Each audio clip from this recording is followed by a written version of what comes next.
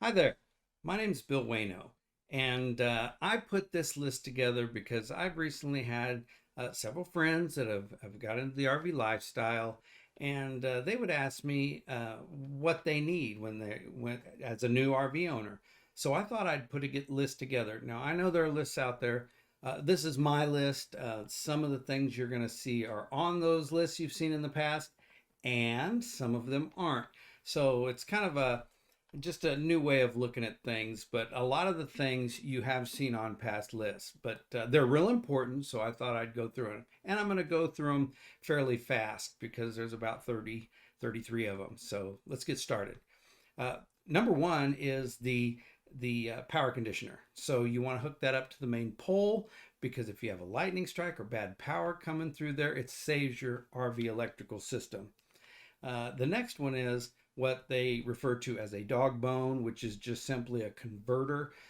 Your RV is either 30 or 50 amps, but let's say you get to the campsite and you only have a 50 amp hookup and your RV is 30 amp. You need to be able to convert it. So these little adapters here will allow you to do that. Also, when I'm hooked up here at the house, I plug into 120 just to keep my battery charged. And so this will allow you to convert a normal 120 plug at home or 110, however you want to call it, and then hook your RV up to it, and then your battery will remain charged in your camper. So that's pretty important in my opinion.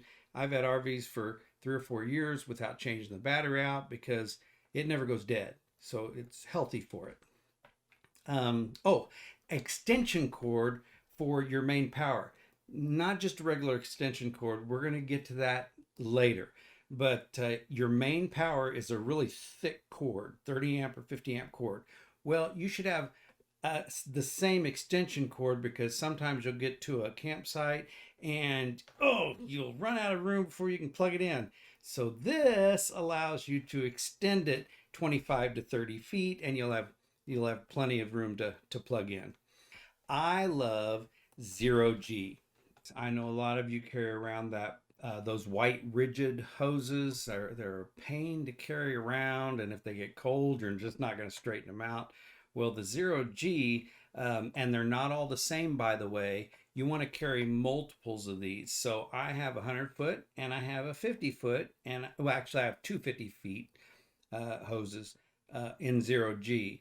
So the 100 and the 50 is drinking water safe because they're not all the same. So when you buy a zero G, you got to really look at the labels to make sure that the one you're buying is drinking water safe. The other one I have is more like a garden hose, and that's to flush out my black tank when I'm done camping. But I love zero G because they're just easy to carry around. Also, what you're going to want to do is you're going to want to regulate the pressure coming out of that water faucet that you're plugging into your RV. And here's why. The plumbing in your RV is essentially plastic or PVC. And what happens is if the pressure builds up too much, it can crack it, break it. So this regulator connects to the faucet and it keeps it at 60 psi, which is going to be just fine for your camper. Now, they're not all the same. Some of them are brass and some of them are brass covered nickel. And I like the solid stainless steel pressure regulators. Let's talk about water. Now, you're a new RV owner, and even if you're a used RV owner, that's fine. But if you're a new RV owner, you don't want anything going in that holding tank that's dirty because it just builds up. So I recommend a pre-filter which filters out the sediment and the rust and the things like that down up to 20 microns.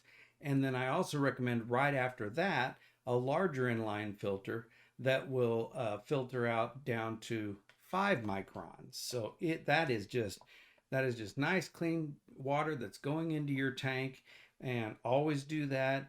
And it takes the scales, the lime, stuff like that out, and it'll just be healthier for your water holding tank.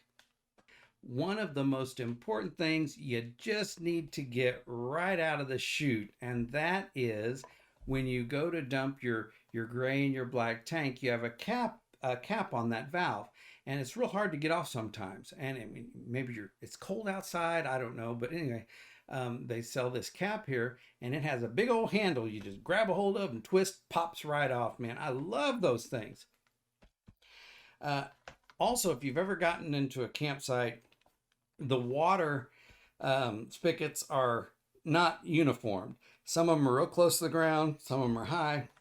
So always keep a couple of hose angles, that way, because your pre-filter goes usually the right after the regulator. So you want to angle that so you can fit it in there, because they do point down, and if it's too close to the ground, of course, you can't fit that filter in there. But if you have an angle, then everything fits just fine. So carry around a couple of those, maybe a 90-degree, one of these. Anyway, this is a little baby that I love, and here's why. So say you're filling your freshwater tank, and you don't want to fill it up so much that it just starts spewing out everywhere. I mean, that just can't be good for it. I mean, maybe it's not bad for it, but I just don't like it. So I have an inline water gauge, and that way I can start filling my fresh water, and I can keep an eye on how many gallons I've put in. So I can stop at 58 gallons, stop at 59 gallons, whatever you want to do, or when it's getting ready to be full. So this comes in handy, the water gauge. Also, if you're a new RV owner, you want sewer hoses. Now you want two of them, because sometimes you get there, you don't have enough line to run, and then you're up the proverbial creek. So always carry two sewer hoses. But don't forget, one of those sewer hoses has to be a kit with a 90-degree angle attachment on the end, because when you go to dump, you're going to want to put that 90-degree angle into the black and gray water receiver down in the ground. So got to have that. Also, you have your sewage line needs to run. There's two reasons to have this item right here, and you simply put it on these things, and it guides the sewer line on a downhill slope, so everything runs smoothly.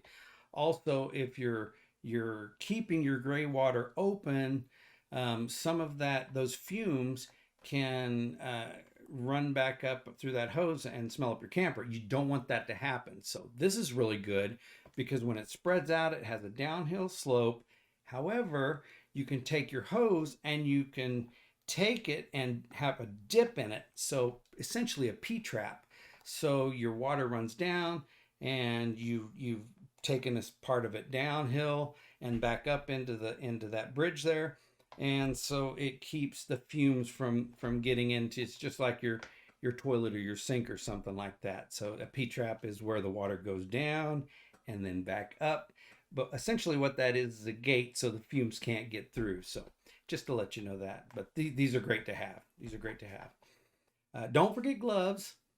Get you a box of 100 gloves, any type of gloves you want, because, well, just because, when you're dumping, you don't want to get anything on your hands. So get a box of gloves. One of my all-time favorite things to have is a auxiliary tank, holding tank, and here's why. So say you're at the campsite, your wife's taking a shower, you're taking a shower. I don't put black into my holding tank, just gray, because black doesn't really fill up as much. But gray, it does. It depends on the showers you take, how many dishes you're washing. If you have guests over, you're going to wash a lot of dishes. So your gray tank fills up. And if you don't know what a gray tank is, that's okay, because I didn't either when I started. Gray is simply, they separate your black is your toilet, and your gray is your shower drain and your sink drain. So really all it is soapy water that goes into that holding tank, but it fills up fast. So instead of hooking back into your truck, going all the way to the dump station, you can simply pull this baby around, dump your gray tank into this, and get a 36-gallon. I know they sell smaller ones, but it's just a few dollars more, because I see people doing 25 gallons, things like that. Well, if your gray tank's 30, how do you know when to stop? You're gonna pull that thing, you'll be like, okay, it's getting close, it's getting close. So I gotta stop it. So if you got a 36-gallon tank and a 36-gallon holding tank, well, you don't have to worry about it. Just pull that, let it run, baby. So always get the larger one. It's not that much more room, and it's not that much more money. I don't understand why people get the smaller ones, but to each his own. To each his own. X-Chock. X-Chock. Everybody should have these.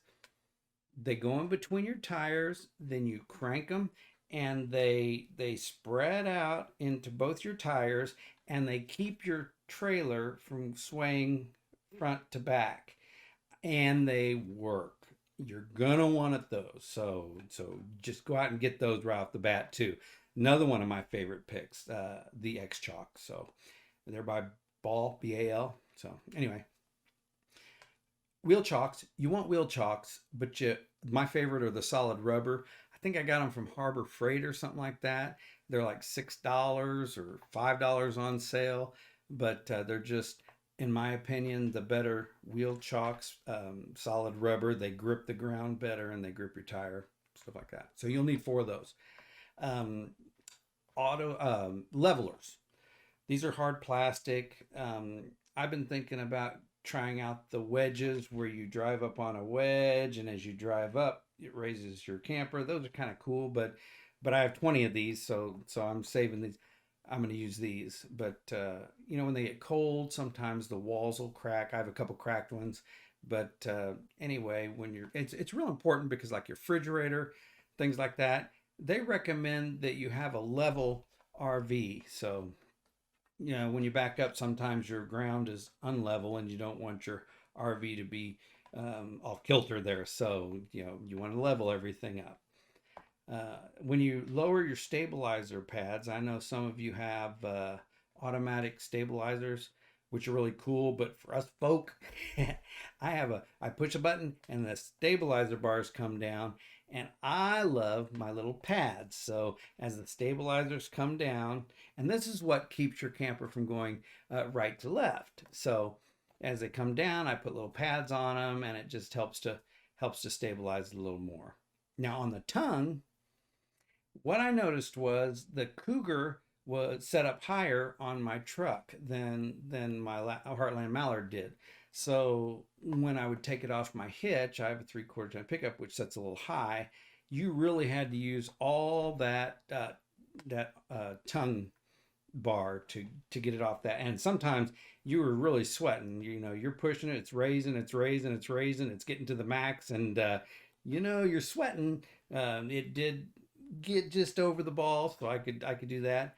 So, but anyway, having this baby, you put that under your tongue, and you don't have to crank your tongue jack down as far, so you got a lot more playroom. So definitely get one of these little buckets here. Okay, Max Air. Max Air 2 is one of the first things I did, and I'll also tell you that another thing, a couple more slides up, I think, but the Max Air keeps the rain, water out. You can ride with it with your vents up if you want a little air getting into your RV and stuff like that. So they're just all around good. It's just another level of protection, and I love them. So anyway, Max Air vent covers. Also wasps and I hate bugs, but anyway, you don't want them flying into your little places on the outside of your camper and building nests. So stainless steel screens, put them all over. I do have a friend on my Keystone Cougar group on Facebook, and he brought up a good point. If you're going to put I do have a screen over my furnace outlet, and he said sometimes those get really, really testy. They're sensitive because that outlet is also an inlet for fresh air. So it serves 2 purposes, and you're covering a little bit of that inlet when you put a screen on. Now, I've never had any problems with it, but I'm saying you might want to consult a mechanic or put it on. If something's not working, take it off. But I've never had a problem, and I've put them on all mine because when it's just sitting there, I don't want something flying in there, and I'd feel bad, something fly in there, build a nest. You got a family of wasps, and all of a sudden, blow torches coming at them. That would not be good. That would not be good. Do like to know the temperature that's inside my camper and outside. You're going to walk the dog. You need to know if you want to put a sweater on or not. So I love this ThermoPro, and it has a remote. And I can also, if I want to just see what the temperature is in my pass through, I can just set it in there. Now I know inside pass through. I could take it outside, things like that.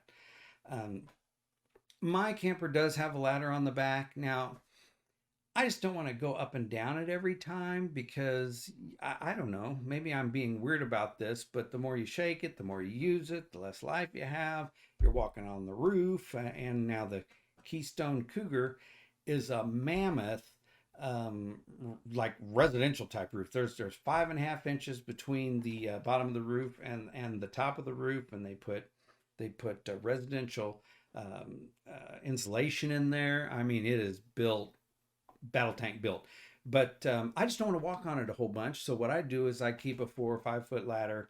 Mine's a 4 foot, but you get a 5 foot ladder, and then you put it on the side, and you go up there with a little DeWalt cordless mini blower, and man, and it's all cleaned off. And the reason why I'm telling you this, because you're a new RV owner, is you never want to slide your slides in with pine cones, needles, leaves, and things like that, because they can go under the seal, and eventually it could tear up that seal.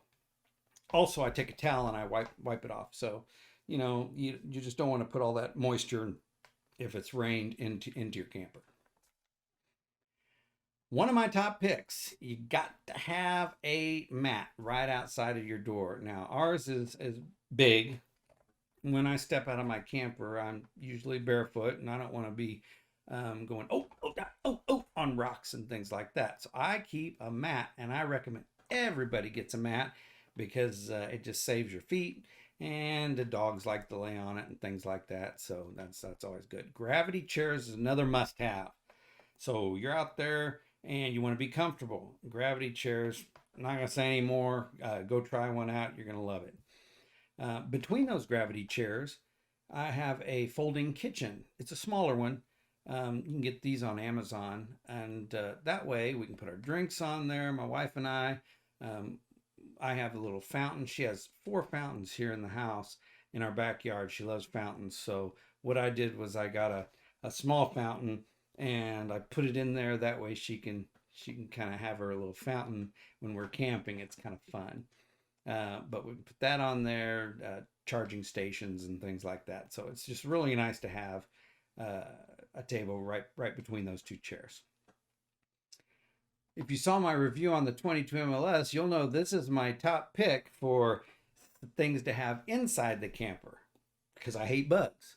So when you're opening and closing that door, little bugs fly in and they get around your LED lights. Drives me insane. So what I do is right before bed or throughout the day, I'll take the Hoover Vac. The reason why I love this one is because a few years back, I just Googled it, and it came up the best, consumer rated. So I got this, and we love it. But any handheld vac will do. And I just go around, and I'm on the bug hunt, because there will be 0 bugs before I go to bed. Guaranteed. I don't care how long it takes. Get chuckled at by my wife. That's okay. I just don't like bugs. A telescopic broom. You're going to be tempted just to get any old broom. And I got to tell you, this folds up nice and small. It comes with a dustpan, and it takes up no room at all. We love our telescopic broom with a detached dustpan. When you walk into your camper, you're going to want a shoe mat, or a shoe holder. It just shoe. When you walk in your front door, you're going to want to have a shoe pan. And a shoe pan is take your shoes off when you come in, no mud, all the water stays in there, and then you slip into your slippers, or you got your bare feet in your camper. You're living large with no water and dirt on your floor. So you want a shoe pan. That's just a given. Then I was going to tell you, If you have pets, my wife doesn't care. She doesn't have allergies, but sometimes I do have allergies. And we have a 107-pound puppy dog that lives with us in the camper, so I like a HEPA filter. And HEPA filters aren't the same.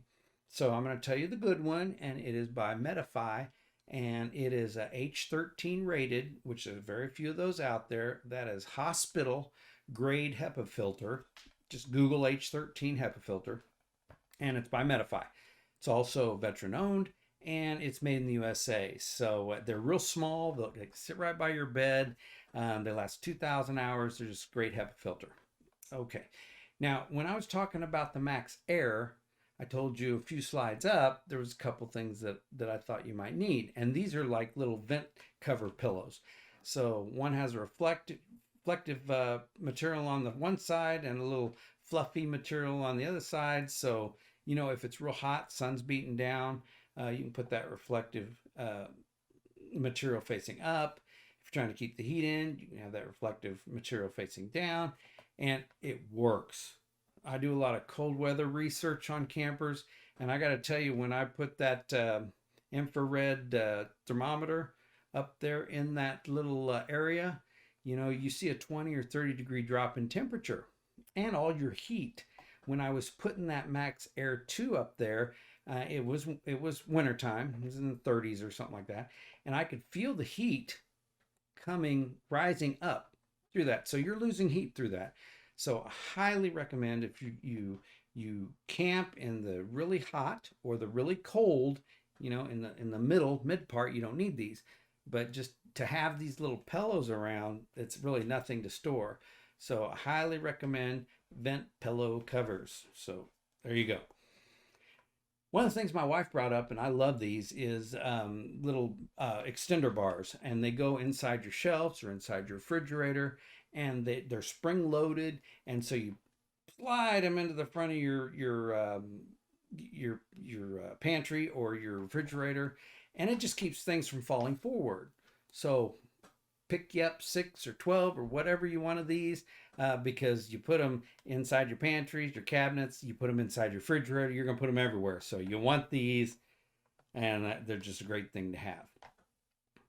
Now, by the bed, I have 3 things. She has 2 things.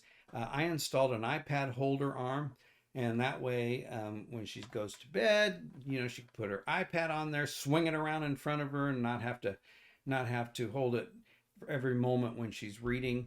Neither do I. Also, an iPad holder that sticks on your wall by your bed, and here's why you get iPad holders. Because what happens is you get a cell phone holder, and it's designed to hold your cell phone, but not your case. So if you carry a case in there or a larger case, why, it's not going to fit. You get an iPad holder, just when you put them on the wall, put them closer together, and leave room. Don't make it tight, because say you get a bigger case or a bigger phone, you just slip it down in there. Everybody's happy. So iPad holder, this type of thing for your cell phone. Just save yourself the hassle there. Me, I'm the man. I wield the remotes. But anyway, I do like to control the remotes. And by my bed, I have a little pocket, this up here, and that way it keeps your remotes in one location. And the reason why is they are animated. This is a little secret. They're alive. So you put it down and you look away, and that sucker is gone. You can't find it. However, if you give them a jail, a little holder there, they'll be there when you look for them. You guys know there's several things like that: socks, belts, keys, things like that are actually alive, that move when you set them down. At least that's what I think. Anyway, here's a unique item. We keep an Alps 4-season tent with us, a small one. Not for us, not for emergencies, but for kids, grandkids, things like that maybe want to come out to the campsite. Always good to have a secondary place to stay. If it's beautiful outside and they want to sleep outside, you don't want them getting eaten up by mosquitoes. So I always keep a tent with me, complete with a queen size air mattress, and Alps makes a great one, and things like that. So pillows, extra pillows for it. I even have a DC fan that goes in there. It's kind of the luxury tenting for people that stay out there in the tent. But always keep your little camping supplies there for visitors or guests or anything like that.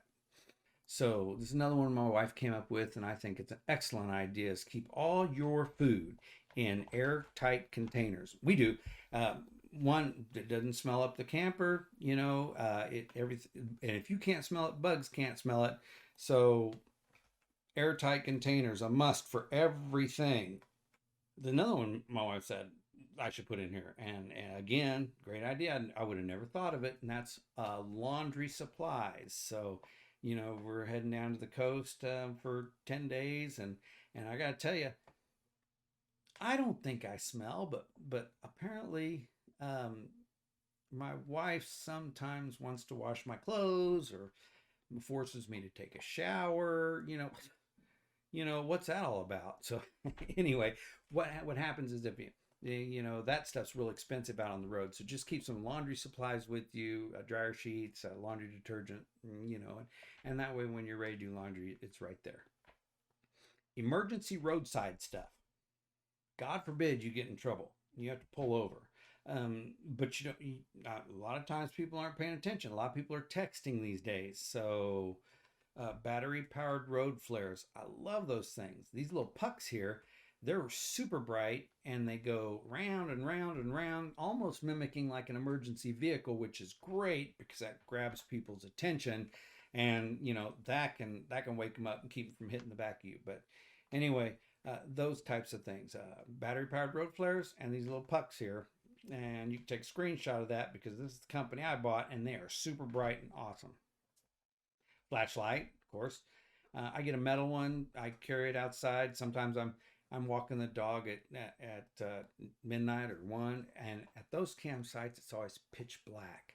So you don't know. I mean, I'm not paranoid or anything, but it's nice to have a big old heavy metal bar in your hand, when you're walking out there all by yourself, or for my wife to walk with, when it's dark outside. It's just nice to have. So anyway, flashlight. Headlamp. Headlamp is another one of my top picks. You're going to back up during the night, and it's always pitch black in those campsites.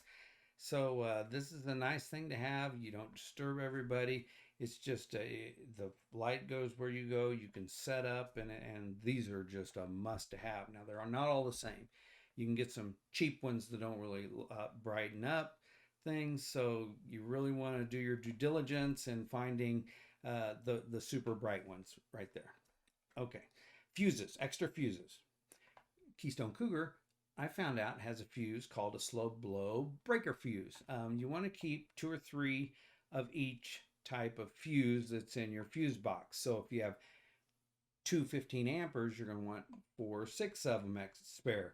It's always good to have backup fuses. So now I've got to research how to get a 15 amp slow blow breaker fuse that I just can't find online. So I'm going to have to call my favorite people at Camping World, and I do love these people because they're always so nice to me, and or Keystone, and just try to get those specialty breakers. So fuses. Let's talk kitchen. And before I say this, I got to tell you, I've had people stop at my campsite and look at my kitchen supplies and what I do, because I love to cook. I love to cook, and here's why. And here's the supplies that I use. Number 1, I have the Bass Pro folding kitchen set. Now it's Bass Pro, and it has a little sink, a little holding reservoir, and it has an area for my Gladiator burner, and it's just a super awesome thing. It also holds you see that little grate underneath? I take that off, and my cooler slides right under there, so it's perfect. The Coleman Grill, the new ones, this is the one I have. It has a little water area ring around your grill, so all your drippings go in there. So after you're done barbecuing, your grease falls into that water, makes cleanup a breeze. I got to tell you, you just take those grills off, take that pan out, and you dump it into your fire. A, it makes your fire smell good, and it's just great, easy cleanup.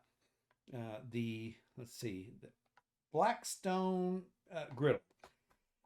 This is the one I use, and I'll make my pancakes, my bacon, my eggs, things like that on that griddle, and I love it. Again, the grease goes out the back. You can dump that on your fire pit area, and it's just great. So now I have a grill, I have a griddle, and of course for my pastas and sauces, I have a burner, two burner stove. It's by Coleman, and it's called the Gladiator.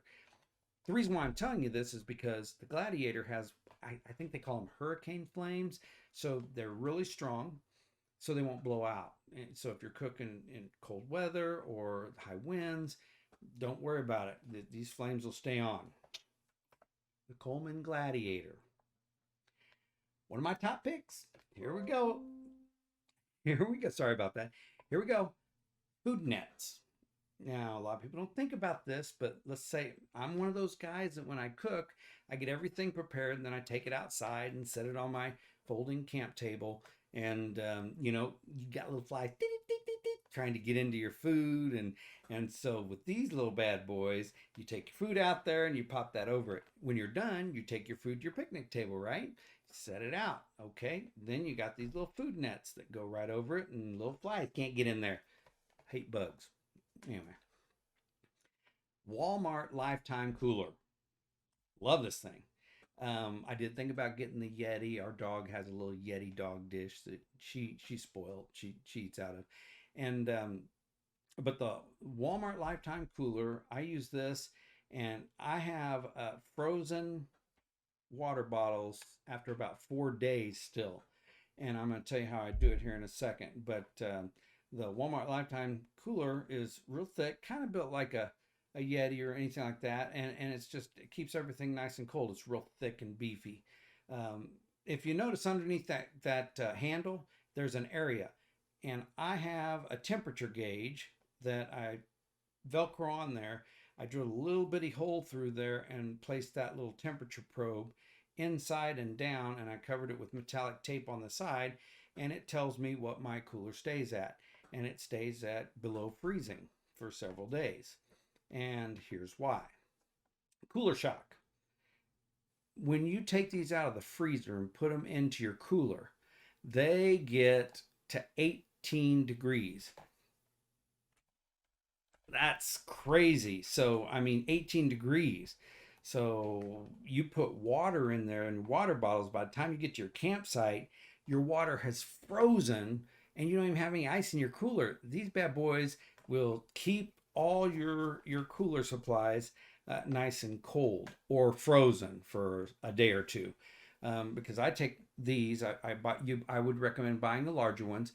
I put one on the bottom and all four sides, and then I put one on top, and then I got a couple extra.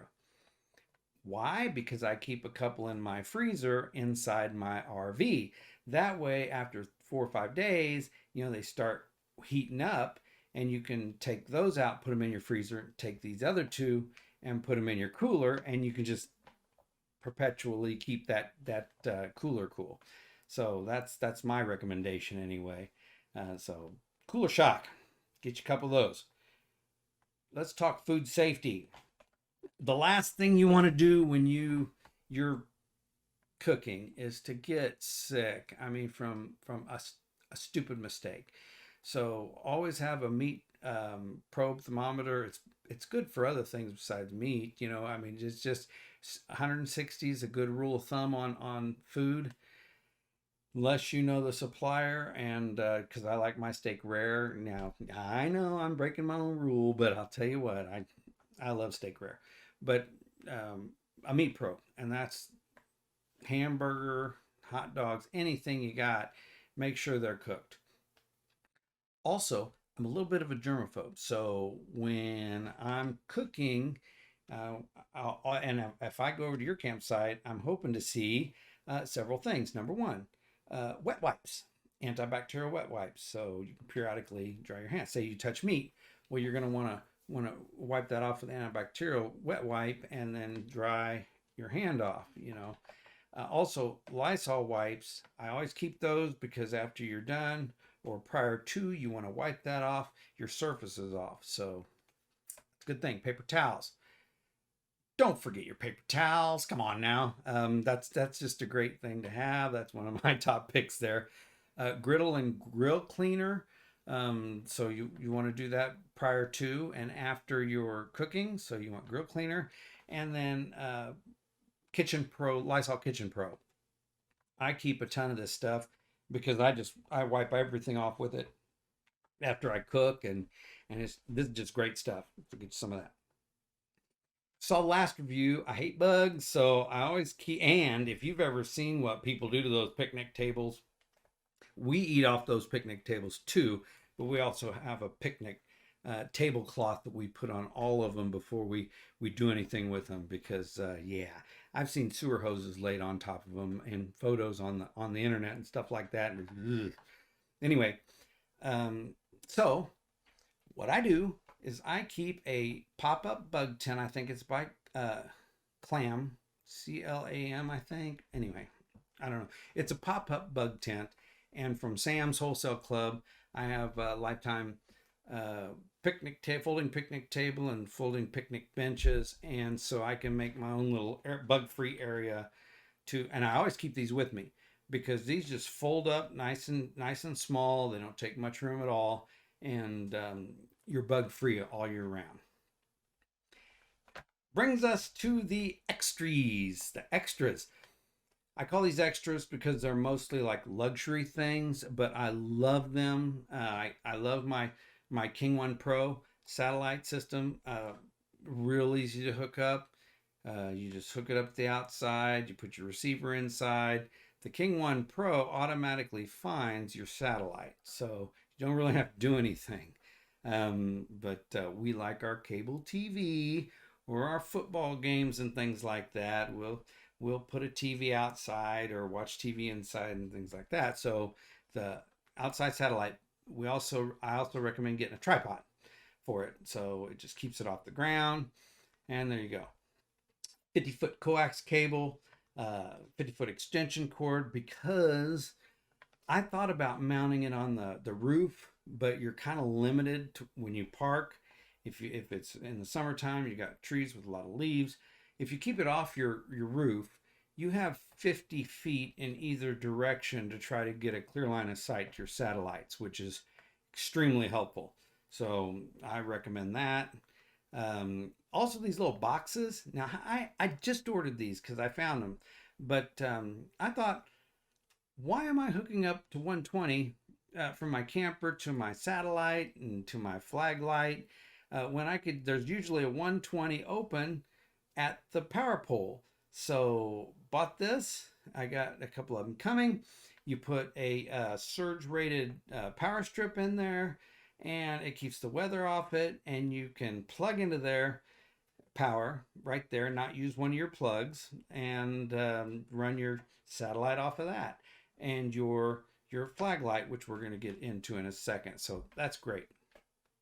My wish list, because these next three items are things that I don't have yet, but I've researched a lot. Now, we did have the Wii Boost in the last camper. We just traded in for this one. And I really think the Wii Boost RV65 is the way to go. So that's what I'm going to get. I think it's around $650. But we do a lot of camping in state parks. Missouri Hahn State Park is down, and you got cliffs on each side, and you got another hill on the other side. So there's zero cell service unless you got a Wii Boost. We had a Wii Boost, RVX or something like that in our last camper, and we had hardly any bar at all. We'd flip that switch, and man, you'd see 3 bars. And we had data. We could do data on that too. So that was great. We could call, we could text.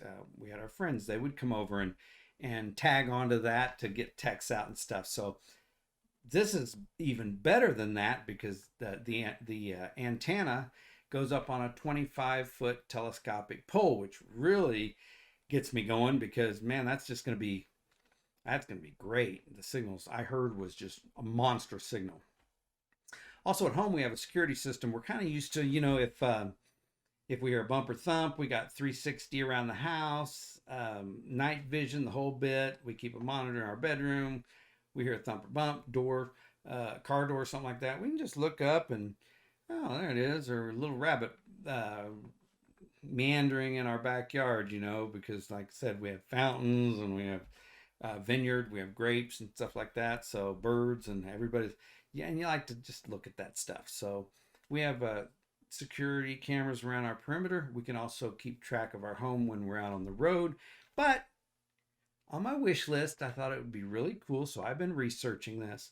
When we go camping, to have a wireless battery powered cameras that I can keep charged. And when I get to the campsite, I just pop them onto the RV. So put the 3M little metallic disc onto your RV and the magnet on the camera. And so when you get to your campsite, you kind of know what I'm talking about. You just take them out, pop them on the side, and there you go. You also have a 360-degree monitoring system, on your campsite. So that's on my wish list. I'll give you an update on that. The other thing on my wish list is keyless entry. Now, the latch, from what I understand, is 100% metal. This is the one I'm going to get. And it's unique keys. You get 2 key fobs, and they're just built real well. So that's what I'm going to get there. 2 things I do have is this right here. This little baby, this slaps onto the bottom of your, let me see here, slips right onto the bottom of your propane tank. And what happens is it uses, I believe, I guess sonar or something like that. But I can see, let's see here. There you go. It tells you, oh, the propane's green, so it's going to come up. Anyway, it tells you exactly how much propane you have left in your tanks. So I bought 2 of those. I got 2 30-pound tanks, and I put them on the bottom, and they work flawlessly because back in the day, I'm old, it was real hard to tell what the levels were in your propane. And when these first came out, they weren't quite accurate. You'd try pouring hot water. If you remember way back when, you'd pour hot water on your propane tank to kind of see where that level was. Well, these, and I'm going to leave a list on here at the end, so you can kind of remember this, but these work great, and they're precise, they're accurate, and they're wireless. They just go on an app on your phone. I put my controller down. Okay, flagpole. That's right. Proud of my country. Thank you for all of it, to all the veterans that have given their lives so I don't have to worry about being bombed here in America. And I love to camp. And really, other countries are so unfortunate because they just don't have the safety and the freedom that we do. How many people out there at the campsite have really worried about a roadside bombing while we're camping? I mean, we really live in a great country. So thank you to our veterans for paying for that for me, because not only do I enjoy it, but I appreciate it. So I fly the flag, not a veteran, but I have a 25-foot telescopic flagpole, flag glory, and then I represent Kansas City, which is where I'm from. But I don't want to take it down at dusk or put it up. I mean, I would, but really it's inconvenient. So what I do is I keep it lit all the time, and I sure hope if you get a flag, really seriously consider, it's a free country, you don't have to if you don't want to, but seriously consider keeping it lit throughout the night. And here's all I do.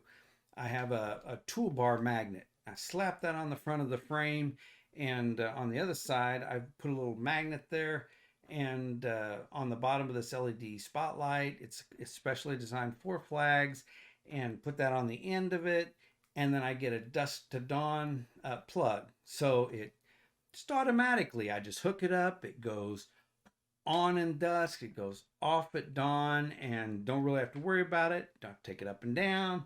You just need extension cords. You want that. Which brings me to my last part, and that is lake fun.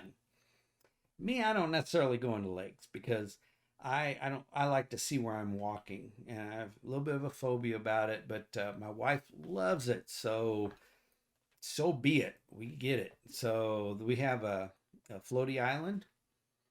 And however, but I'm a cabana boy. All you got to do is take your shirt up and pull it through the neck. You got the cabana thing going on. So, when she's out there in the lake, what I do is I take a little doggy bar holder, and I tie some paracord around it.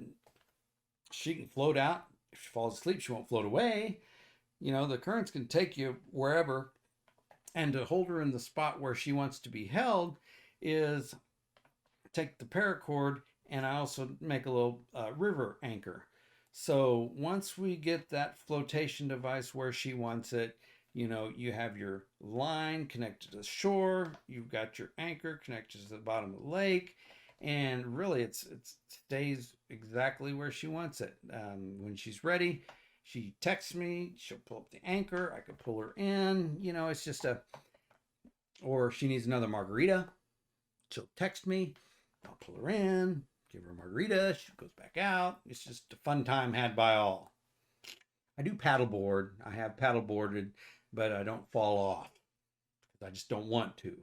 So yeah, my wife loves to paddleboard. We got 2 of those. It's not in my top list because not everybody paddleboards.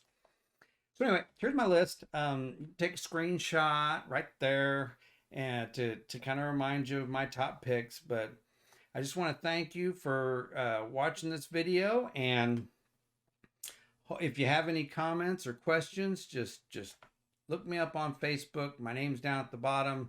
Friend me, things like that, or message me, and there you go. So thanks for watching. We'll see you next time.